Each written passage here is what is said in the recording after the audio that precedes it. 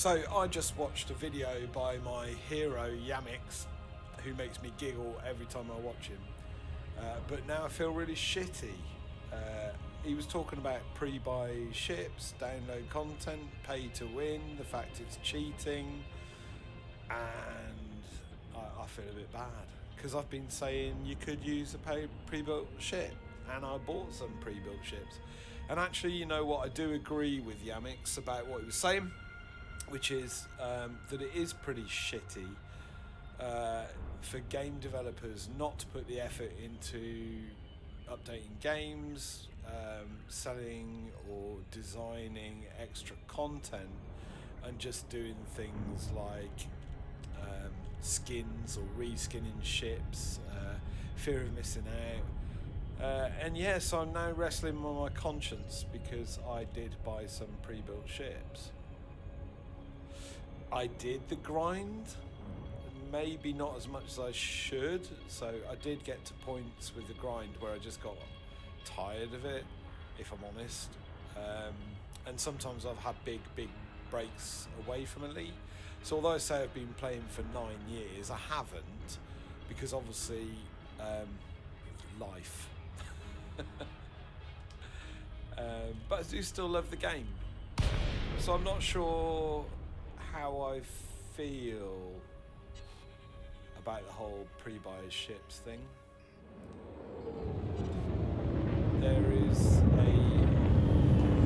very real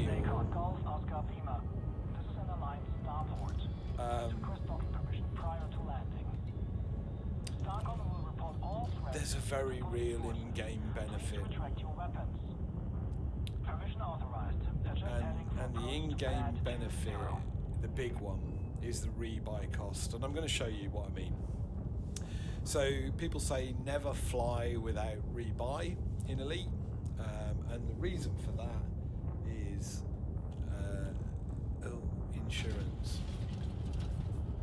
Can't release my mouse. I'm speeding. God, now I've deployed hardboards.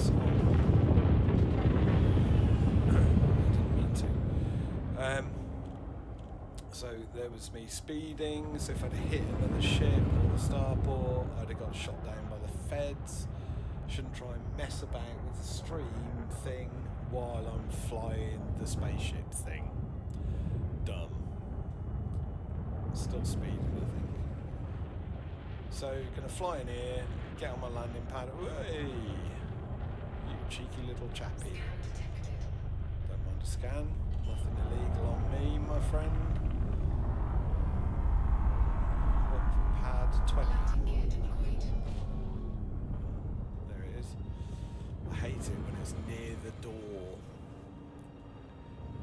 They shout at you for loitering in the door then. Elite just punishes you for stupid mistakes.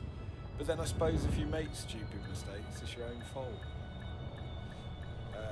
Consequences. Lots of consequences.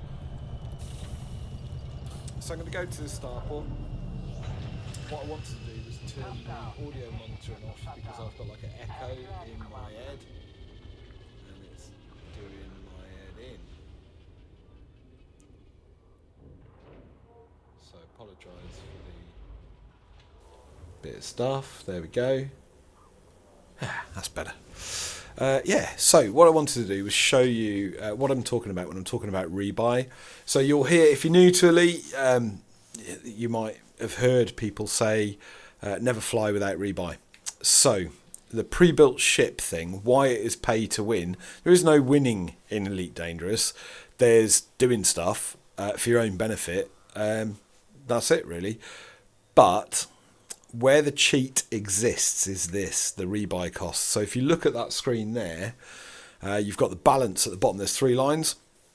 I don't know, have I got my cursor working? Can I show you with my cursor? No, of course not.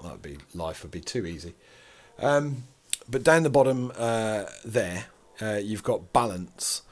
That's your credits in game. You've got rebuy cost and notoriety. So this is a pre-built ship. I've changed some stuff, but if you didn't change anything, the rebuy cost would literally be 0. Let me show you a different ship, because I think I've got 2 ships here, and one of them's not a pre-built ship. It's my Python that I've been grinding away at to get, because I like a Python. So if I get in my Python, there it is. She's so pretty. I've called her Golga Funkin' Dog's Body. She is my dog's body. She's my multi-role thing. So now if we look at the rebuy cost for this, we will see a difference. The rebuy cost is 4,316,385. So if I was to die in this ship, that's what I have to pay to get the ship back in the same state it is now. And that's the cheat. You can make a lot more money if you're flying a pre-built ship, because you don't have to have as high a rebuy cost. And that's cheating. And I agree with Yamix. That's the problem. I don't think buying a ship or buying stuff in game is necessarily a problem, but that is an issue. Because it's cheating, and it is cheating. And honestly, it might be part of the reason why I bought some pre-built ships, if I'm honest, and it skipped a load of time to get what they call an SCO drive. This ship doesn't have an SCO drive. I wish it did. I didn't realise how overpowered the SCO drives were. And I can't fit one, because I haven't unlocked it properly in the game. I will. There's no two ways about it. I definitely will. So if I go to outfitting, I can show you what's on this ship. This is not a pre-built ship. This is a ship I've built, ground away at. So we've got, and this is a multi-role ship. It does a lot of different things. I can strip things out and change things as well. I have a multi-cannon that is engineered. Looks like it's only engineered to 1 upgrade. Let's just have a look at that, actually. Don't know why. Oh no, it's grade 3, so it's been upgraded to level 3. Could upgrade it to level 4, but I'm missing some components, which is why I haven't. So there we go. So we've got 2 multi-cannons, class 3, which are the big ones. Got 2 of those on top. We have 2 pulse lasers, which are class 3. I think they're also upgraded to 4. They're level 4, I think. A Seeker missile rack, because I wanted to try it. Don't like it. Not gonna lie, don't like it. Need to change it to point defense. That's what I was going to do. So I will put it into storage, though. The reason I'm going to put it in storage is that when I get to the Distant Worlds fleet carrier, I'm going to transfer all my modules to the fleet carrier, so if I need them, they're there. What I wanted instead of that... Oh no, I'm an idiot. Well, I'm an idiot because I can't put... I'm an idiot because I can't put the thing I want on there. It's a utility, you idiot. Idiot man. What I do want on there is a beam laser. The reason I want a beam laser is I have heard... Well, I noticed there's a possibility that...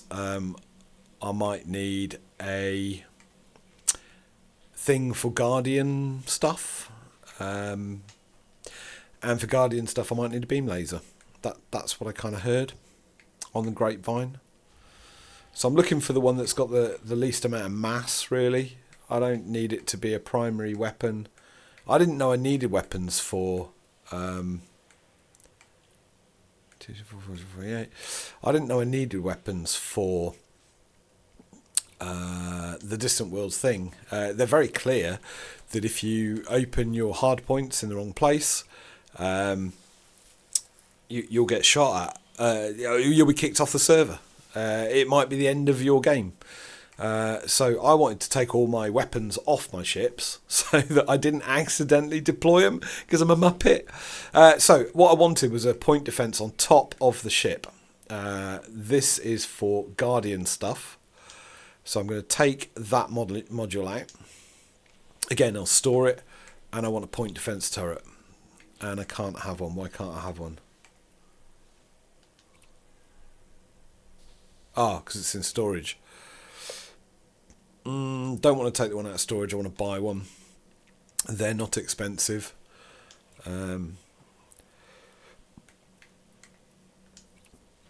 Because I might need more than one. It might just be easier just to put a couple on a couple of different ships. So that's the one I want. They're cheap. Why is it doing Oh, because it must not be available at this. Oh, it's going to take 9 minutes. Oh my god. Alright. I don't really want to do that. That's not what I was after. So anyway, I was talking through what's on the ship. Kill warrant scanner. The reason that's there is to scan and do bounty hunting. If you've got a kill warrant scanner, you can scan an enemy, a wanted criminal, and you get a higher bounty when you shoot them down. Shield boosters are just good because they help you stay alive, but I still get blasted out the sky all the time. Core internal. We have lightweight alloys. They've been engineered to give a hull boost, benefit, kinetic resistance, thermal resistance, explosive resistance. I think it's the heavy engineering. Oh, look, there's a tab there. Tells you what it does. So grade 4, engineered armour. I've only just recently done that. It does add quite a bit of mass though, so it has reduced the jump range, which is a pain. Power plant, again, is modified. So that's been upgraded with stuff. Again, the downside is the armoured power plant has given it a higher mass, so it's reduced the jump range, but it's probably worth it for combat, and this was primarily a combat ship. 6D thrusters, but they've only been engineered to grade 2. So they have reduced the integrity, they've reduced up the power draw, optimal mass is gone down. The optimal multiplier has gone up and the thermal load has gone up, so there's benefits and drawbacks to everything. If I go away and put the experimental effects on, sometimes you can mitigate those things.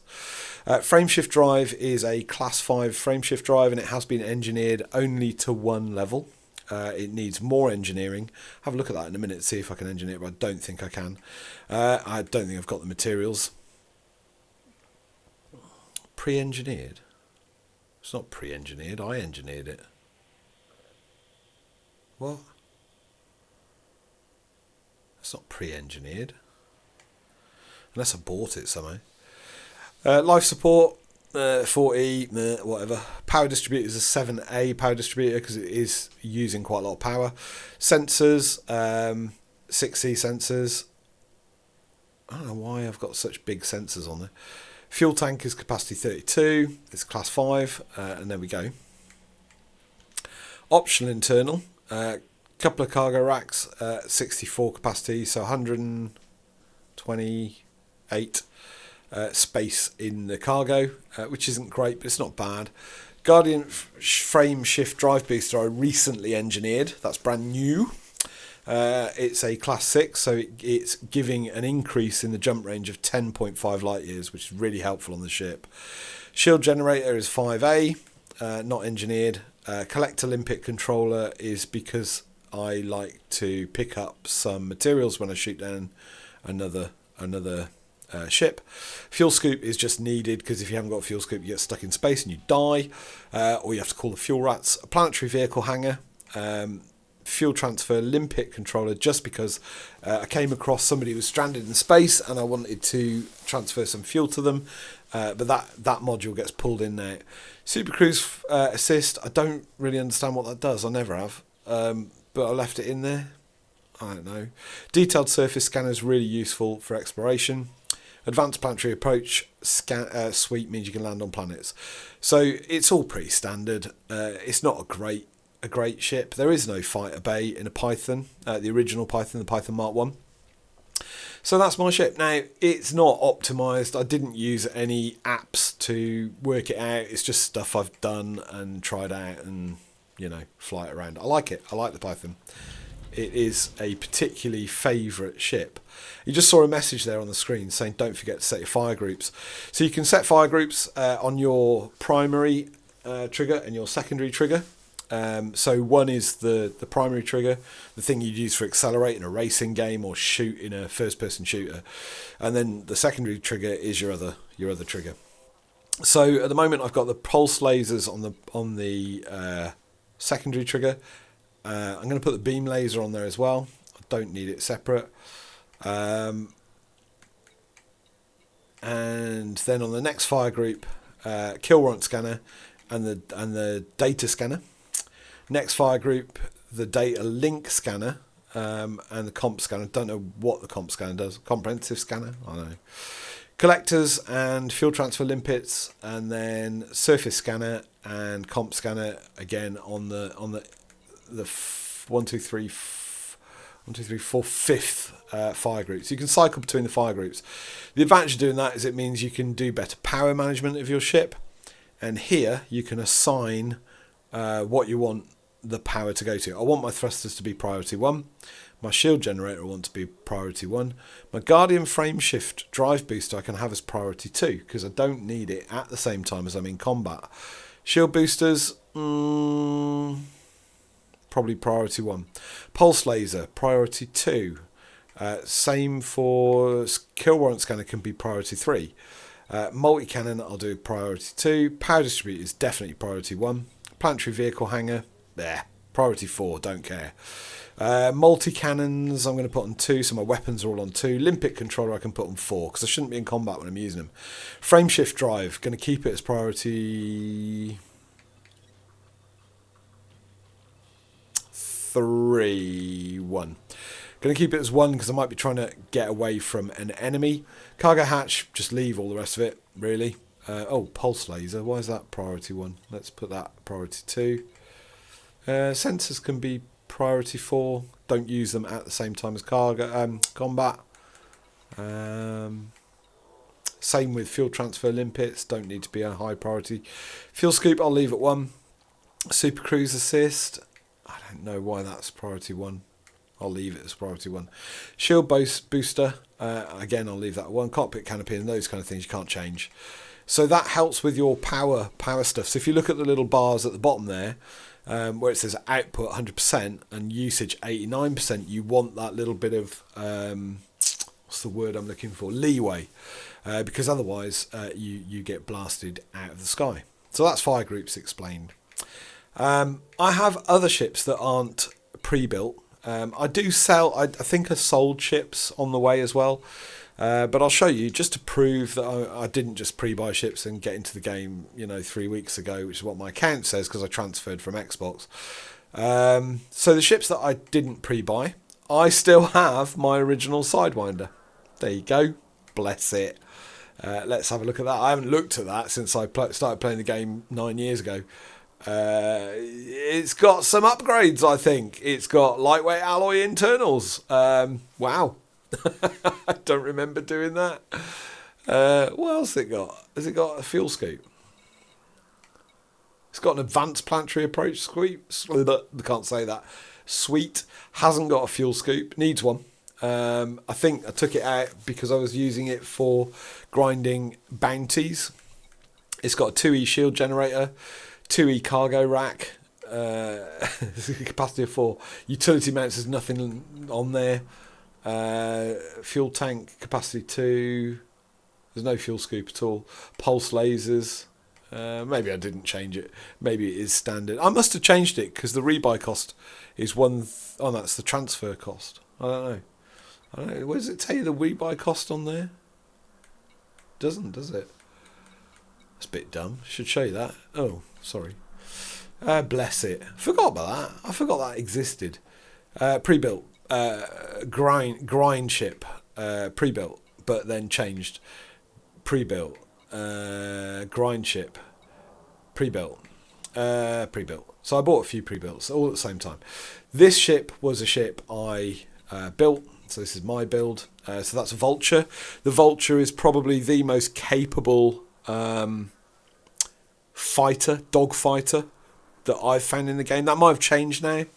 I know other people are using Imperial Couriers, Pythons, Anacondas. There's all sorts of other ships, but I like the Vulture. It's really nimble. It's got an amazing engine, raw. I was watching Yamix though; he hates it, I think, but I love it. I think it's a great ship. The only thing it hasn't really got is anywhere to put any cargo. So the problem with it is if you're trying to find materials in a res, you can't really pick up much cargo. I could put a couple of cargo racks in there. It's got a capacity of 4 at the moment, but the reason I didn't was to keep it light and agile and flying. Rubbish for exploration. Hasn't got really much of a jump range. Don't really care. It's really just for one job, and it's combat. This is my workhorse. So this is the ship that I really, really like. I've always really liked it. I always wanted one. It's an Asp Explorer. I think the equivalent is a Diamondback Explorer for people who want a slightly different build. And now, of course, the Mandalay. I believe on the Distant Worlds expedition, there are about 40 to 48% of the people going are taking a Mandalay. Is it available to get in-game without buying it yet? I'm not sure. I can't remember. But I'm sure a lot of those people may have just bought it like me and then changed it because it's not right. You know, you've got to change the ships. But this is my this was my workhorse. This is the ship that I've spent most time in. Still love it. It has got weapons. It's got an overcharged multi-cannon, 2 of them, a couple of beam lasers. They're not modified. Another multi-cannon. Another multi-cannon on medium hard points. So it's got 2 small multi-cannons that are overcharged, 2 mediums that are overcharged. It's got lightweight alloy internals. 5A power plant armoured again and stripped down is the experimental effect that's on it. 5D thrusters with clean drive tuning. 5A frame shift drive. Increased FSD range. So it says unladen 48.26 light years. Laden 38.76, which is respectable. It's not brilliant. Like a lot of people get a lot more out of one of these. But if I strip things out, it'll go further, you know, fine. It's got 40 life support, 4A power distributor, 5D sensors, long range scanner, which is engineered, 5C fuel tank, and then utility mounts. It's got a frame shift weight scanner, kill warrant scanner, shield booster. They're on A's, the shield booster. The frame shift weight scanners are D because they're the lightest. The kill warrant scanners are C, could probably be a D, but the range is better on it, which makes it easier to scan stuff. And then optional internal 6E cargo rack. So it's got a capacity of 64 straight off the bat.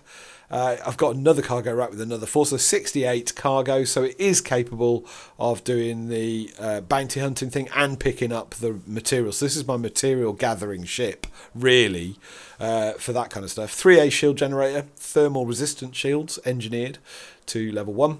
3A fuel scoop. 1 detailed surface scanner, expanded probe scanning radius. 1A collector limpet controller, because of that getting materials thing. Another cargo rack, planetary vehicle hangar, so you've got your SRV, your buggy, 2G planetary vehicle hangar, fuel tank, so extra fuel tank, advanced planetary approach suite. So that is the ship that I've probably spent the most time in the game. Before that, it was a Cobra, but I did... no, I don't want to do that. I did sell the Cobra to pay for that ship, so I traded up. I might get another Cobra. I miss it. I loved the Cobra. It's a really cool ship. If you don't know what Cobra is,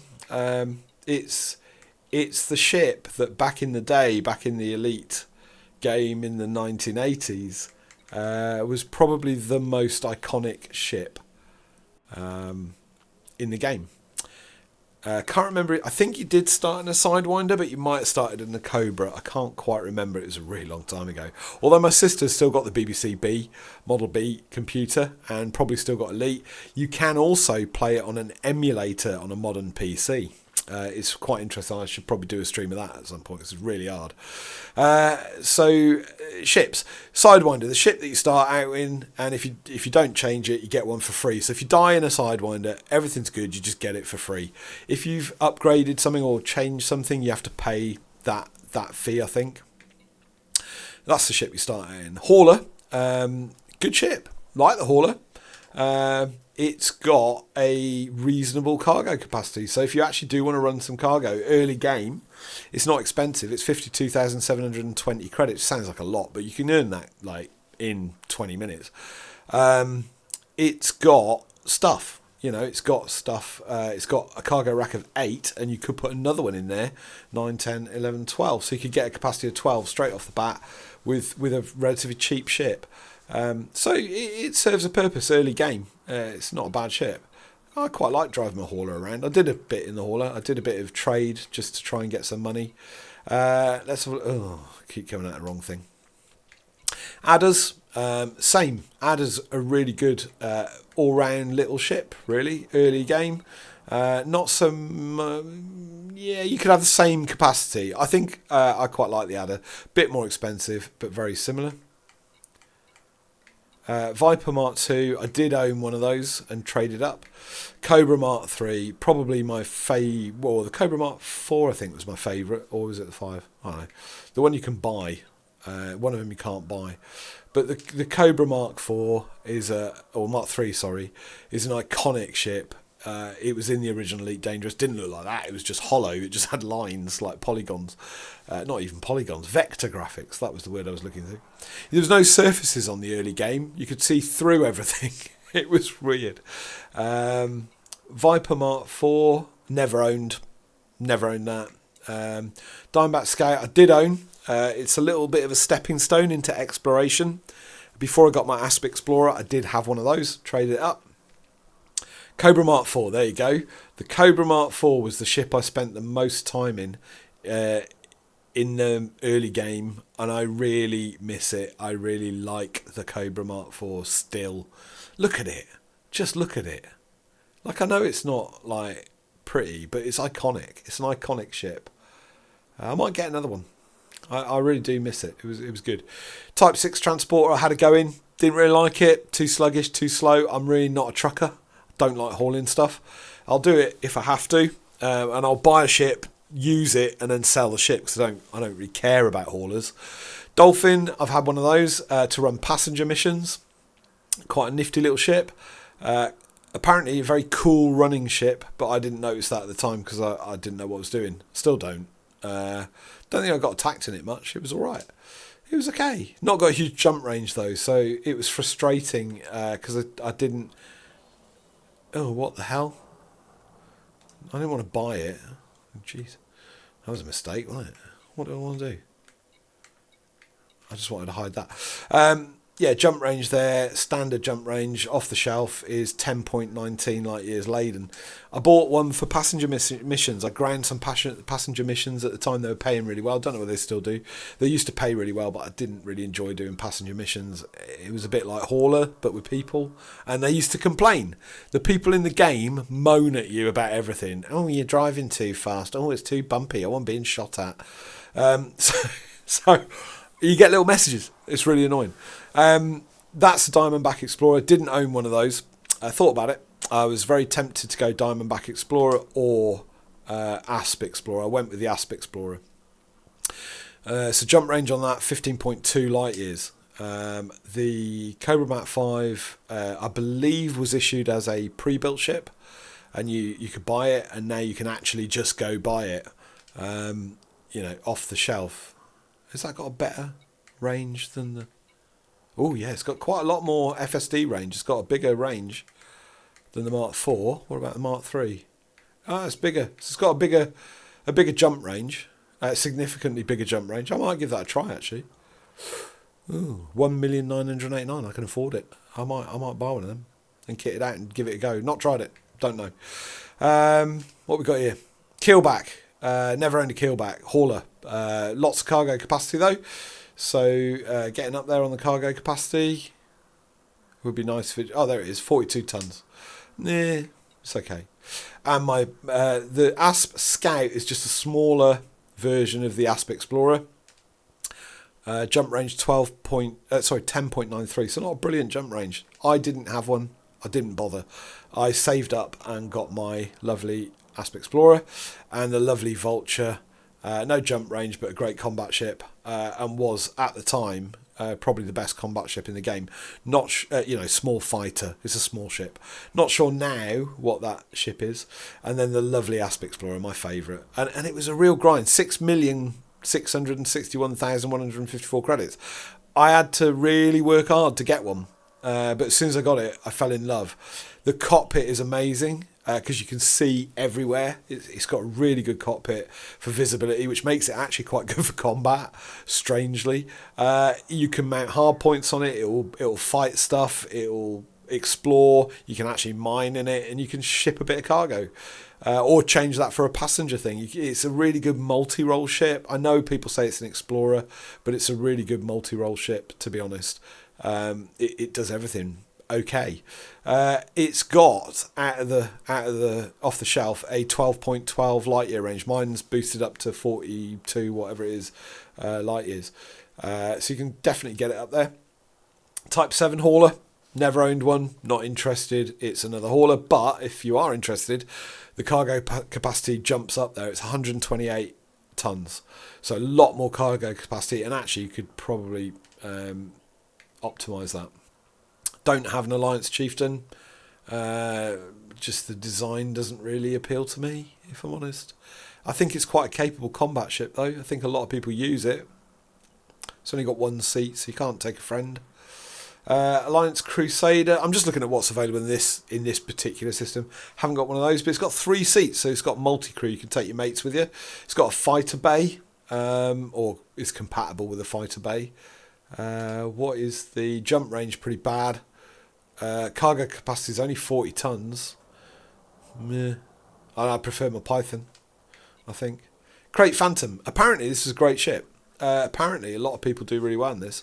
Never flown one, no idea. Apparently it's a really capable combat ship. Cargo capacity 82 tons, so it's really quite good on cargo for a fighter. Light years, yeah, it's alright. What we on? Crate Mark 2. Got less jump range off the shelf, same cargo, and heavier. So I don't understand that. But there you go, picky. Orca is a big kind of luxury transporter type thing. Capacity for people, really. So it's a passenger ship. Type 9 Heavy. Have owned one of those. They are quite expensive. 76,555,000. Huge cargo capacity though. So 348 tons. At the time I thought it was a huge cargo capacity, but apparently there is something in game now that's got a bigger cargo capacity. You can now buy the Caspian Explorer and fit it out yourself at 194,861,290 credits. Jesus. Yamix was saying, and I agree with him, this is where the problem is. So that is urging you towards buying a pre-built because your rebuy cost on that ship will be huge. So why wouldn't you buy a pre-built and spend some real money in game? And it's wrong, isn't it? Because that incentive, that's just wrong. Big thing with that is jump range. So off the shelf, 21.83 light years unladen, 19.38 light years laden. The other big thing about that ship apparently is that it will, the pre-built anyway, is engineered to enter planets at a really steep descent angle. Here it is, the Panther Clipper Mark II, 301,348,585 credits. Quite an expensive ship. Just I don't like it. I'm sorry. If you love this ship, I am so sorry about being rude about your ship. 192 tons off the shelf. I'm sure you can put more cargo in it. I had heard that the cargo capacity of that was up to 1,000 tons. There is plenty of optional internal slots there to fill up with cargo racks, and I'm guessing some of them you could upgrade. So the 6s could be bigger than a capacity of 32. The 7s will be big. So you can really max that out for cargo with a bit of not very careful engineering. So the big thing about that ship is the cargo. Cargo capacity, cargo capacity, cargo capacity. Why don't I like it? It's too Thundercats for me. It's just It looks silly. It doesn't fit the ethos of the game. It doesn't fit the graphic design of the game. It just, for me, don't like it.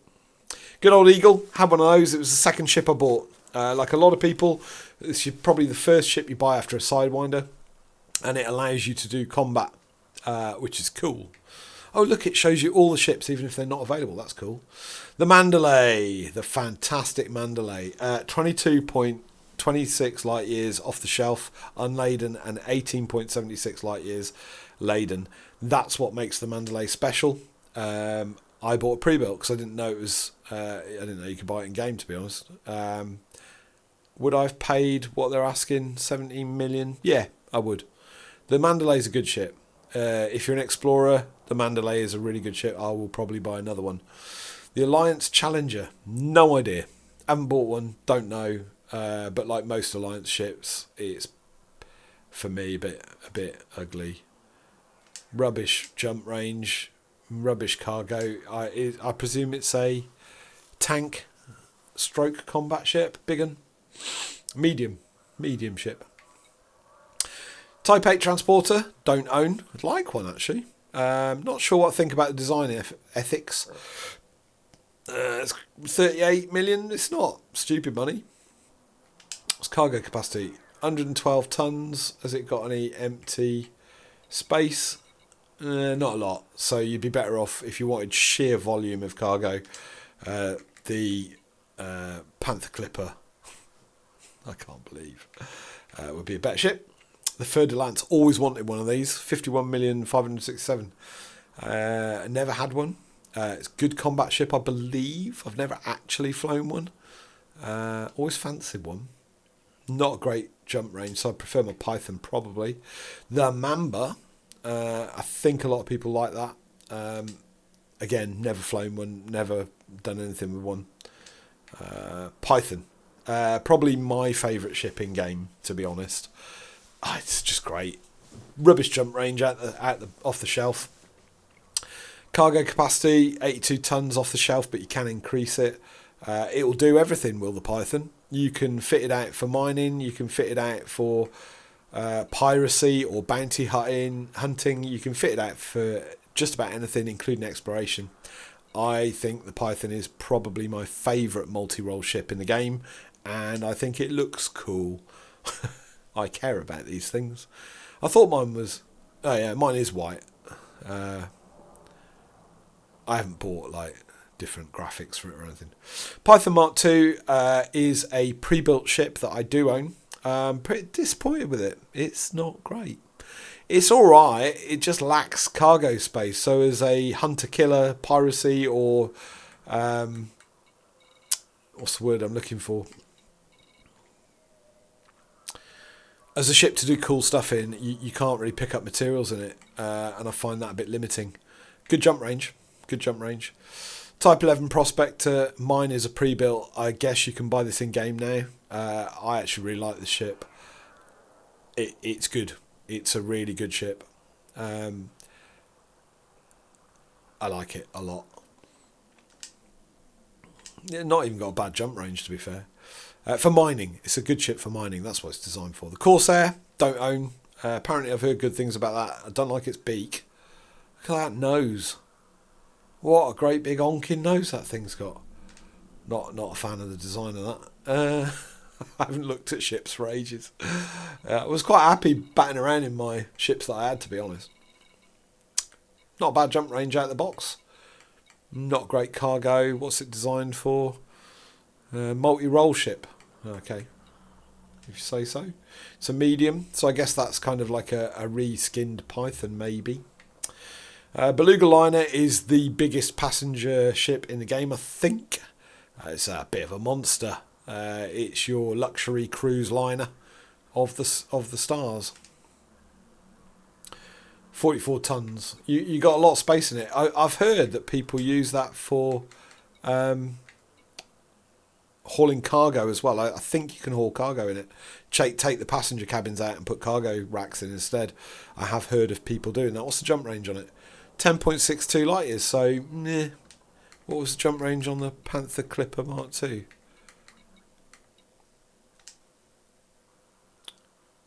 12.52, 10.67. Yeah, they're about the same. Cargo capacity is bigger in the Panther Clipper Mark II if you can bear the looks of the thing. Type 10 Defender's been in game for a really long time, I think. Has it? Or am I thinking of something else? Big old thing. That is a large ship. I think it's built for kind of like combat. It doesn't appeal to me. And then the ship that's widely regarded as the end game ship in the game, I think, or it was, the Anaconda. Always wanted an Anaconda. 146,969, 451. Because of the grind that I've been doing with the community thing, I could afford one. If I could find one in a system. I'm not sure about the Anaconda. I kind of like it. It's got that retro vibe from Elite back in the day. It was an original ship in the first version on the BBC Model B. It's got rubbish, okay jump range actually, to be fair. Reasonable cargo. I'd be quite interested in Anaconda still. You can have a fighter bay in it. It's got multi-crew. It is a large ship, I think. Yeah, it is. I would take one for a spin and just see. But the rebuy cost will be horrific, and that's kind of the point I was making. So if you don't like the pain of crashing your ship or being shot out of the sky, or maybe you want to do open on the open server, the Prebuilt ships do have an advantage. I'm sorry, but they do. Because if you crash them, you don't have to pay a lot of money to get them back. And I think actually the mechanic that needs changing there isn't that pre-buy ships are cheaper. The mechanic that needs changing is that the insurance cost in game is lower. So I like pre-buy ships are fine. You know, if people want a pre-engineered ship, because it is quite complicated, it is quite difficult, and it's a choice. You have a choice in it. But the issue is the cheating bit about the rebuy cost. And that's a fair point. You know, I think Yamix is correct on that. And it's a bit naughty, really. Does it happen in other things? Yes, it does. So I can give you an example. So the thing that Yamix was saying is that when you buy a pre-built ship, so I'm just going to sort my limpets out. When you buy a pre-built ship, you are kind of cheating, or you've been encouraged to cheat. It's not that you've done it, you've been encouraged to cheat. And the cheating bit is that rebuy cost. That's the bit that's unfair. So really, rather than nerf the pre-builts, they should be at the same price as the rebuy cost in the game, but the game rebuy cost should drop significantly, because it's just a lot, really. I think it should just drop, 30%, 40% in cost, and that solves the problem. Going back to, does it happen in other things? Yes, it does. So there are other games, not even video games, where the same thing happens. And I thought of a brilliant example. So what Yamix was saying, and he's quite right, is that they are producing a pre-engineered weapon that is overpowered, potentially. And because it's overpowered, that's what I wanted to look at. It's already fully upgraded that. Because it's overpowered, it's a bit unfair. Now, the reason it's overpowered, and the unethical bit, is it's overpowered to make you buy it. That's why it's overpowered. I get that. That's a bit unfair, isn't it? So if you buy it, it's overpowered. But if you engineer it yourself, it'll take you longer. And it might not be overpowered. And a good example of that is the volley repeater weapon or mining thing on the... I'm just going to engineer these up to level 2. What was I talking about? I'm old. The volley repeater on the mining vessel is a good example of that. It's quite overpowered. I don't know whether you can buy it in game yet. You should be able to. That would be fair. But on the pre-built ship, it is overpowered. If the only way you can get that mining tool is by buying the pre-built ship. That's encouraging you to buy the pre-built ship in a really unfair kind of way, and I agree with Yamix, he's right. But there is an example of where that happens in something that isn't a video game, and I was thinking about it the other day, and it's another area where the practice is frowned upon and isn't good, and that's Warhammer. Not the video game, the actual tabletop little things on a tabletop army fighting game. I do a bit of Warhammer. I really like it.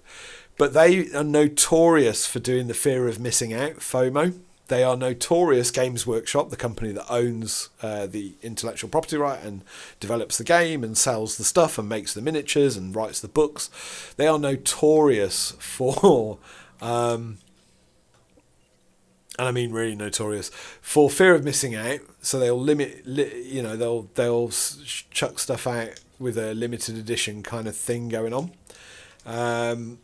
They will massively overpower new units. Now they're making physical models, and I do have a little bit of sympathy with Games Workshop in a way, because I know that the cost of tooling up stuff for... What's the word I'm looking for? Tooling stuff up for... let's turn my earphones down a bit, sorry. Tooling stuff up for production. It isn't a lot like 3D printing. You have to pay a CAD engineer. Wait, first of all, you've got to pay someone to design the figure. Then you've got to pay a CAD engineer to put that into computer software that a 3D...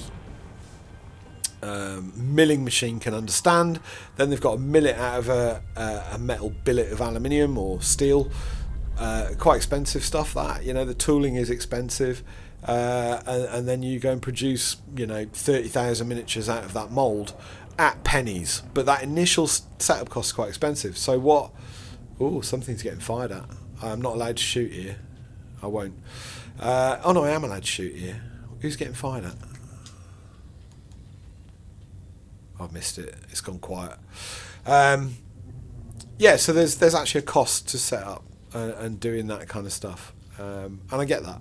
So what Games Workshop typically do is they've done all their pre-work, they've designed their new miniature that's very excitedly anticipated by the community, and the miniature has rules in game. And what they'll do is they'll buff those rules. They make that unit really powered up. And as a result of being really powered up, everyone wants to go and buy it because you want the most powerful unit in the game. So there's a real incentive there, especially with new players, to go and get the best unit. You go and buy it, and they're quite expensive. So those miniatures, and this puts it into perspective, right? Those miniatures are between 25, and £45 on average for maybe 3 or 5 models. So they are dear. Even if you compare with those, compare that to things like Airfix models or historical models, things like that, that's quite expensive. Unless you're building models in bigger scales, then they get more expensive again. So it's quite a lot of money. And the reason I didn't mind buying a pre-built ship in Elite Dangerous, I actually bought 40 quid's worth of the in-game credit. I don't like the fact that they use their own money system in-game called ARCs. That is, to me, unethical, because it divorces the real cost that you're paying in real money from the actual money that it's costing you. But I did my maths on it. I was quite fine with paying 40 quid because I've had 9 years out of this game. Whereas in Warhammer, I'll pay 45 quid every month for another box of miniatures to paint, build, and then play with in a game. Yeah. So value-wise, I feel that the price of the arcs and the ships in-game wasn't bad. But the other thing that Yamix was talking about, and I really agree with, was the value of the game in terms of playability. And this, I think he got on the nose. Would I buy expansions that gave me more, a linear story to follow in a massive universe where it's quite hard to find stuff? Yeah, I would. Would I buy an expansion that created the Galnet racing series in the Elite Dangerous universe? Yes, I would. whether that's in SRV buggies on planet, even on foot might be interesting with zero gravity. That'd be hilarious. Or in spaceships, I would totally buy that. I would do it. So I think Yamix was right in that respect. I think there's real value in that. Is there value in buying a pre-built ship? It's cheating. I've cheated. I've bought some pre-built ships. I didn't do it to cheat, to be honest. I bought the ships. I thought it was good to support Frontier, but as Yamix pointed out, the profit that Frontier make is not directly related to the pre-built ships. It's about the quality of the game, and if the quality of the game isn't there, why would you support it? My fear is that Elite Dangerous would be taken down. I think everyone has the same fear. We like it. All of us like it. We moan about it. We moan about the endless grind, because it is quite grindy. You have to invest some serious time into this game if you want to make progress and get a better ship. Not even play against someone else. Just get a better ship. And if you crash or if you destroy your ship, it feels bad. But that's also the thing that makes it good. A game without... there's a high res here. I'm looking for the high res, sorry. A game without consequences doesn't feel important. It doesn't feel like your actions in the game matter. Because the consequences are so high when you do lose a ship, because you got blown up, because you weren't thinking, or you made a mistake, or you crashed. That's one of the things that makes Elite special. So it's hard, isn't it? It's hard. I don't know. I wish everything's... the blimmin'... This is because of all these...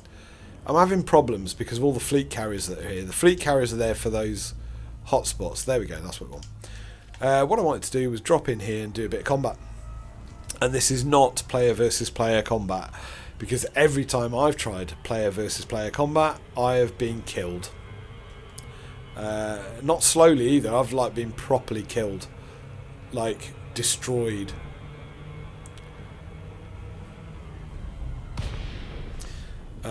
In seconds usually, which is really embarrassing.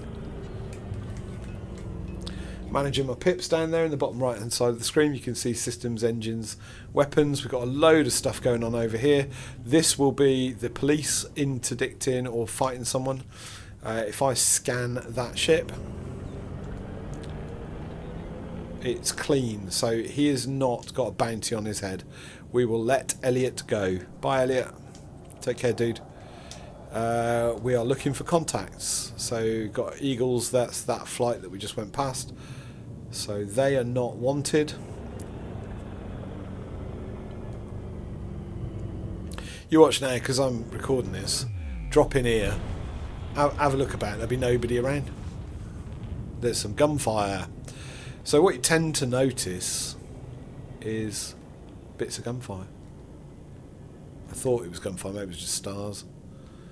Meh. How embarrassing. You fly into the high res and there's nothing going on. There's got to be some people around here somewhere. Right, I'm going to boost towards the resource extraction site. High just means high risk. So the enemies should be better quality enemies. So you tend to get bigger ships, better pilots, and it's NPCs in my case. I am not in the open play version because, as I say, all that happens, I get taken down very quickly. The rubbish. Have I dropped in too far away from the high res? I have.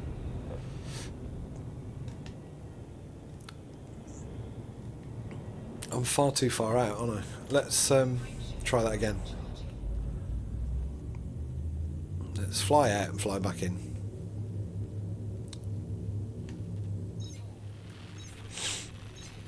I'm always doing stuff like that.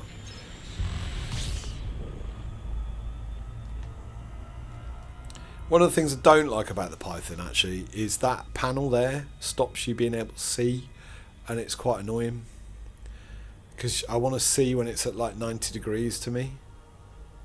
I suppose if I fly that way, nah, it's confusing and disorientating. I want to fly at 90 degrees so I can see the thing and then turn a 90-degree circle, decelerate, and then fly towards it. That's what I like to do. That's how I was taught to do it. So that's much closer. That's a better thing. Let's drop out of it properly. There you go, 4 kilometres away from it. Got to be somebody about here. Nothing. Oh, there you go, loads of stuff. But not in range. So let's see if there's any gunfire type things. Those are the system ships. The ones in green, they are allied. They won't be criminals. They will be the feds, man. They're the feds. Type 7 transporter, probably not. It's a miner. Yeah. Not a miner as in a child, a miner as in mining. Where's my kill warrant scanner? There we go. Get into combat mode, just in case. So we can go down this list, find things. Imperial couriers are usually a good bet. Cobras are usually a good bet. Asp Explorers less so. Brian Romano, Strong Shadow. He's elite. That's probably, I don't know who that is. Let's check out that Cobra Mark 4.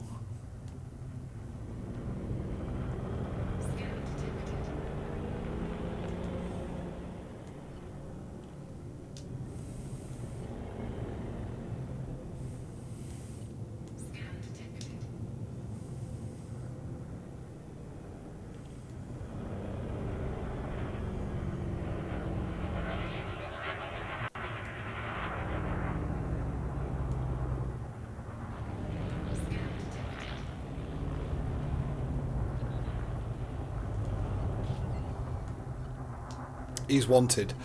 So that ship there has got a bounty.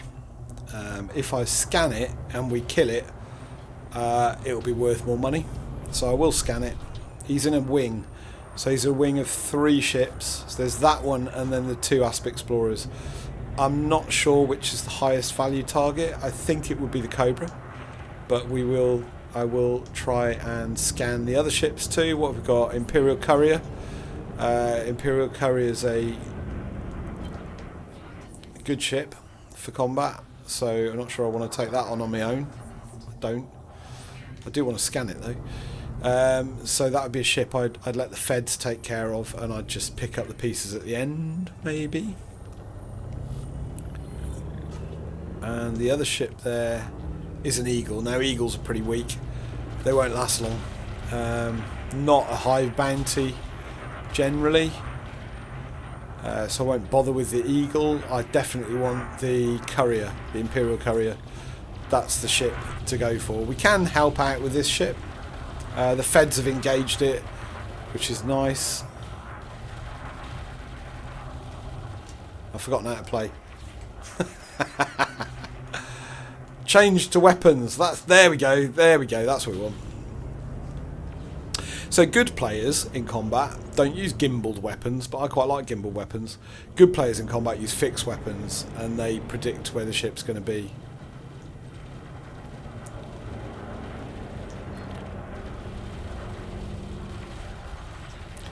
I kind of want that federal dropship now, but it's not got a lot of shields. Will I get in? Federal dropships are worth quite a lot, so that would be a better bounty, but I'm probably not going to get in with the scanner. Get the scan and get a shot off in time. Maybe I will. We've engaged, so now we're officially an enemy.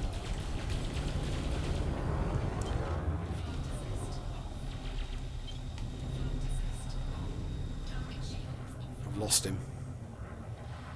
I wanted to get the last shot. He's dead anyway. Do we get a bounty? Oh no, he's not dead. I thought he was dead. There he is. Oh, he's shooting at me. No, he's not.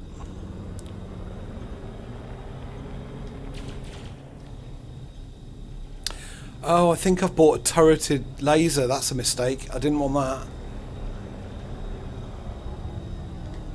that. The reason I didn't want that is they're notorious for... If he puts out like...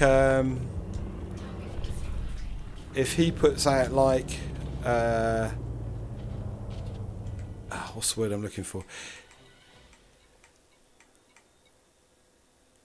If he puts out, I don't really need any of that. If he puts out like an ECM, like a countermeasure, the turret will go all wobbly, and because it's automatically firing, it will fire at your friendlies, and then they come and kill you, which is bad. So I need to disable that completely, actually. What an idiot. Why did I buy that? Not a pulse laser, it's a beam laser. I like beam lasers, but that was a stupid move, buying that. Inactive. Gone. I've had a problem with that before. Don't buy turreted automatically firing weapons. That's the trick there, because it goes wrong. It goes really wrong, and you end up dead. That's not fun. Did we get a bounty for that? I don't even know.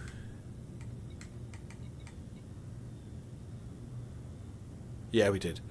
548.132 credits. Now, the weird thing is, you can do this in a really bad ship. You can do this in a Sidewinder. You don't need big weapons. You don't need to be combat proficient. All you need to do is follow the Federal ships around, wait for them to shoot at something, wait for them to take most of the shields down, and then just put a couple of shots in at the end. It's as simple as that. And that's how I made enough money to pay for some of my ships. This is what I did. I'm only doing it now just because I quite like doing it, really. I needed a break from mining. That was the game there.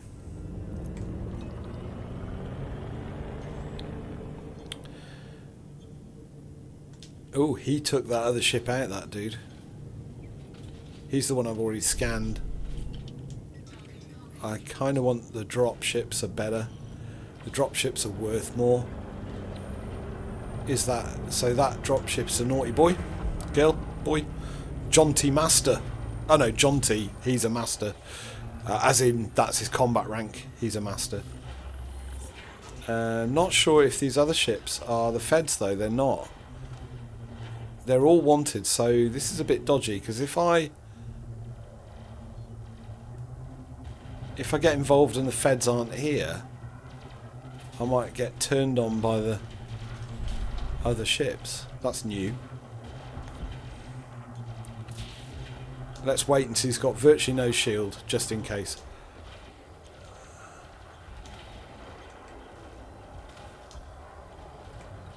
Allied police forces, they are here. So they should engage for me.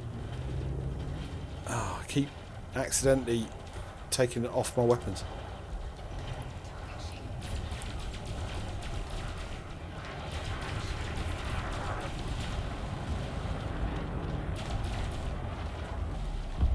There you go, 421,670 credits. Someone's being shot at, it's not me, so that's okay. Let's see what he dropped. High density conflict, shield and sensor, shear emitters. Shield and don't need any of them. I could get focus crystals.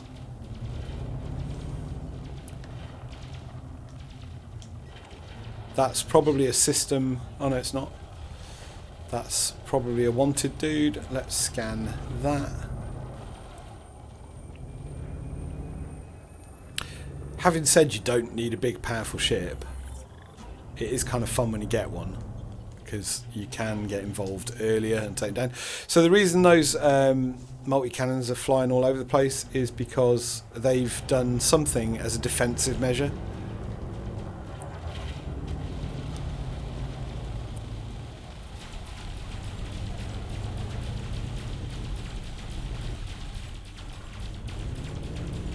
He did.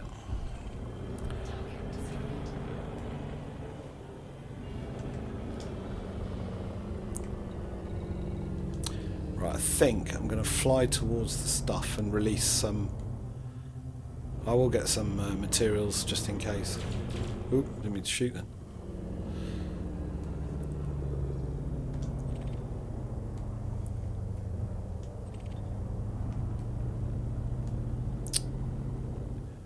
Flying forwards, flying backwards, no idea, clueless. Obviously to get credits you want to keep doing those combats. It's quite a busy site, this, it's quite good. Not always like that.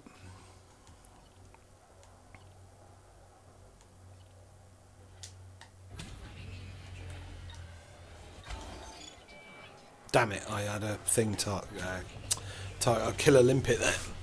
I had the material targeted. Whereas if I didn't have it targeted and just let them out, they'll just go get stuff. So I'll lose a limpet, it'll expire. There you go, my own fault. It's so easily done that. Like, I do it all the time. Forget you've got something targeted. So you can see all that weapons fire out in space. That's people getting shot, getting taken down, or vice versa. So there you go, just wanted to show you that. When you get back to the starport, you have to turn in the bounty. I'm just going to pick up these materials, and then I will return and show you that bit, just in case you're new. And maybe you're wanting to join in the Distant Worlds expedition, and you don't want to you don't want to buy a pre-built ship with real money. Now that I realise my stupidity of falling for a marketing trick, which is what I did. I fell for a marketing trick and I cheated.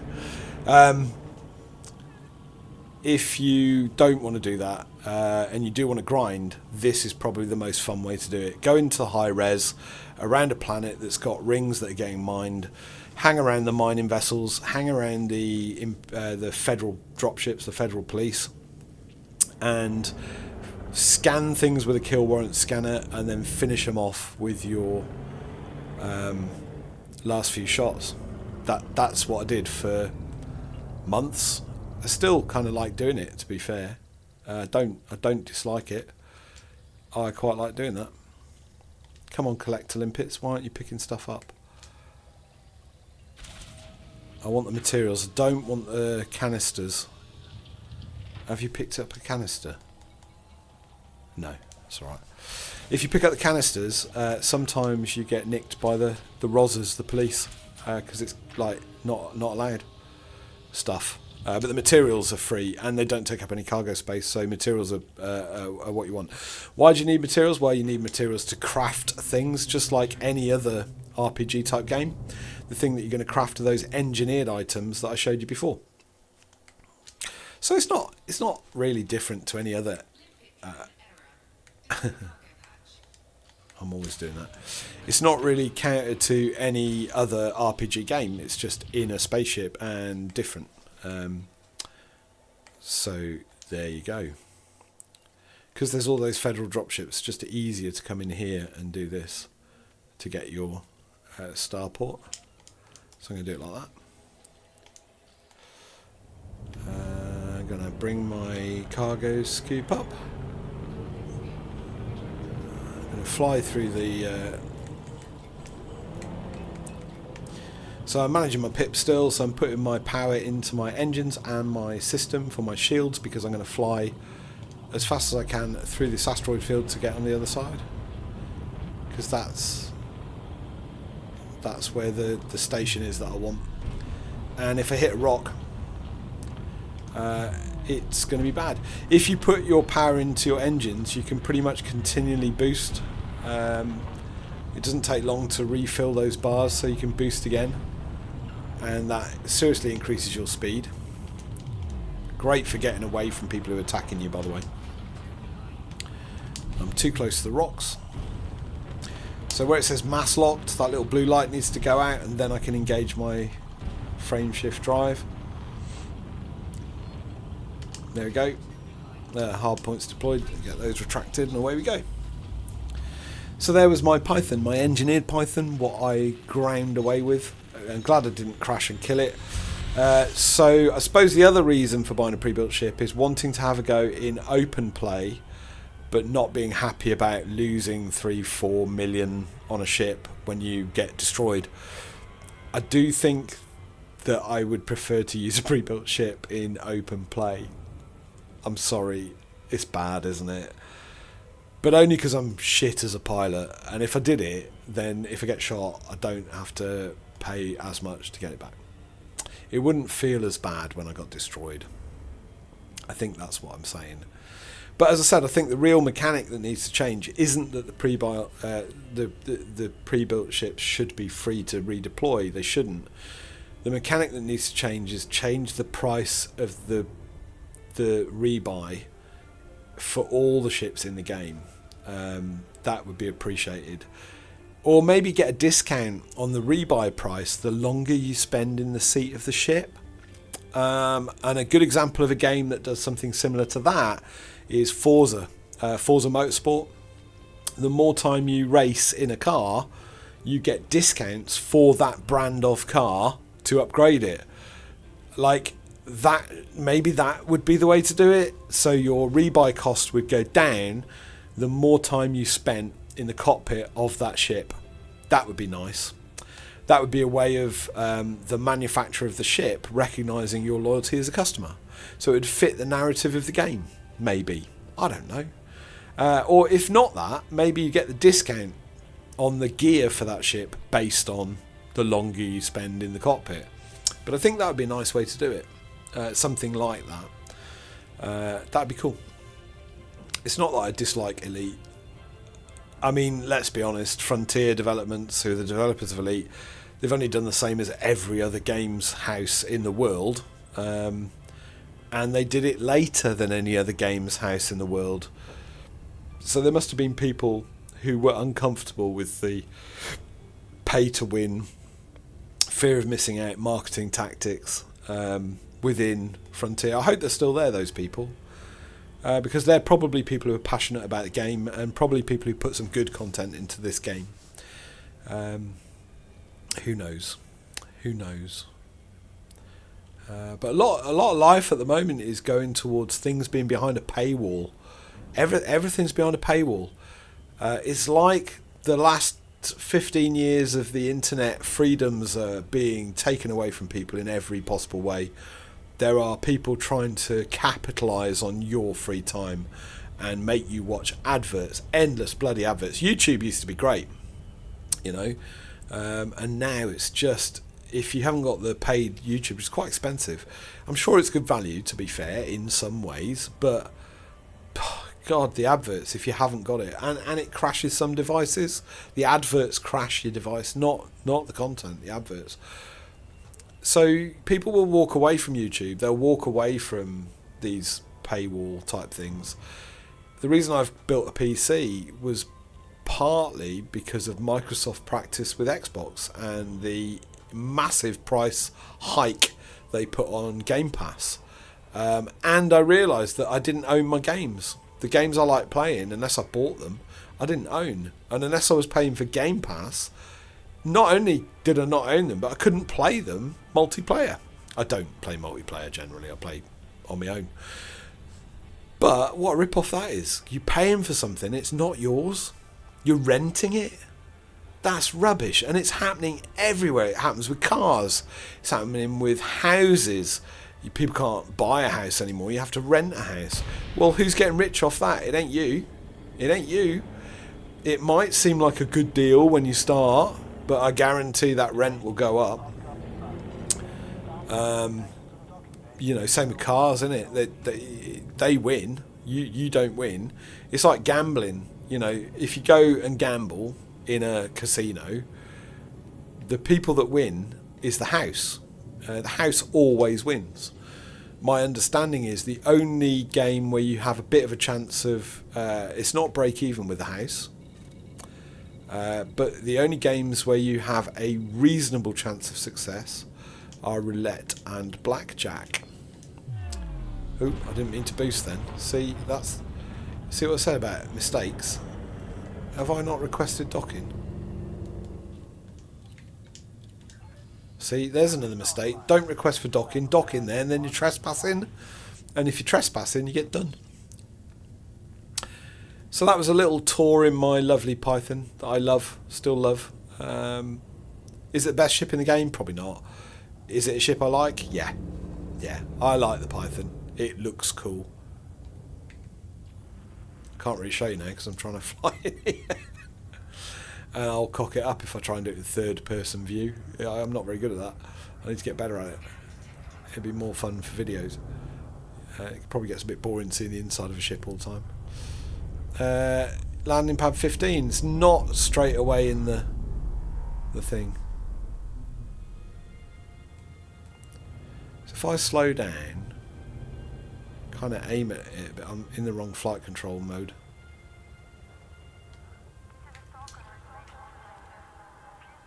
I just like the Python. It's got the classic Elite vibe. It is all kind of angular and stuff. It does look a bit like a snake, like a python. Look at it. It's so pretty. I just really like it.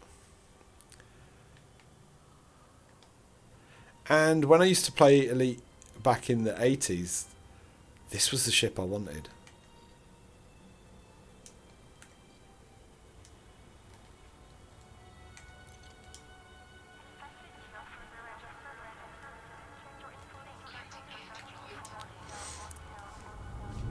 Back in the cockpit, because I won't be able to land like that, I don't think. I'll cock it up.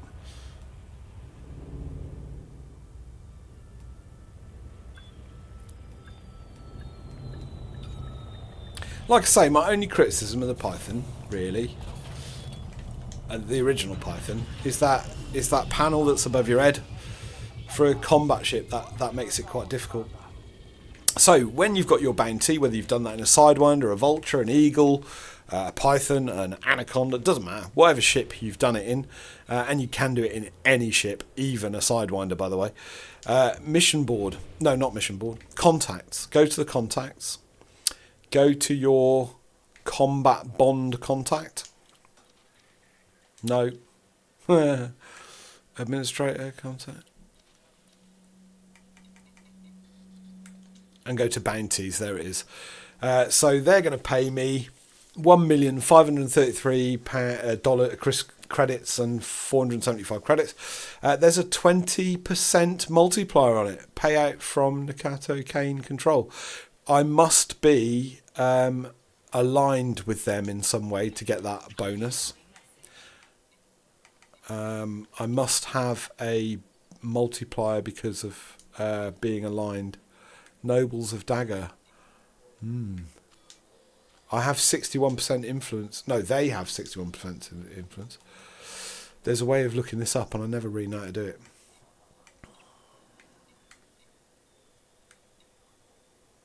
Status? That one. Nobles of Dagger. I'm neutral with reputation. I have 61.2% influence, or do they have 61.2% influence? I'm not sure. What are they? Their alliance. I have a reasonable reputation with alliance.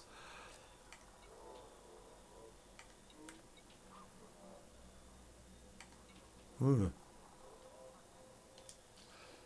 don't know why there's a 20% multiplier on that.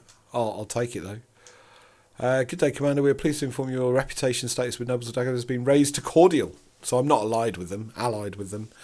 But I think I am okay with the alliance. I think I've got a reasonable reputation with the alliance. I think I did some grinding in Power Play 8 like a really long time ago.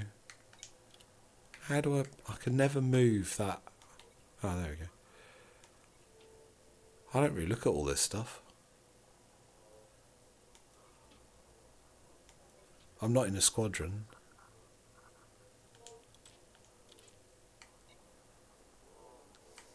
I've never looked at that stuff. I don't think I use it all. Meh. So there you go. That was a quick bit of bounty hunting to show you how you can grind and get some credits quite quickly. You can get up into your millions quite quickly. The only issue with it is you need more money than just buying the ship, because you need to outfit the ship with the weapons or the cargo bays or the frameshift drives or the whatever you need to put in it. That's why the Cobra is a good buy, because the Cobra is a true multi-role ship. You can explore with it, you can do combat with it, so you don't need to buy 3 ships, you just need to buy a Cobra, stick a load of stuff on it, fly it over to the distant world's launch site, put it on the fleet carrier, get your stored modules put over there, and you'll have a reasonable exploration vessel. You just need to get it up to 35 point something light years, I think. So there you go. I'm not sure if this is enjoyable. It's not a live stream. This is a recorded thing. Oh, data point intel for Empire. I don't know what that's about. You collect stuff and you don't know what it is. Happens all the time. So yeah, I hope that was in some way enjoyable for people. Yeah. I'm tired because I've been at work today, and I had to travel for work. I've been away, and I'm a tired bunny. So if I'm not making much sense, that's why. Apologies for that. Thank you very much for joining me. I've tried to improve the screen so you can see the whole screen. I think I've managed that. I have used a microphone. I'm getting all posh. I've tried to turn the game sound up but down, if that makes sense, so you can hear it. I'm not sure whether that worked. I will check this recording before I put it out there.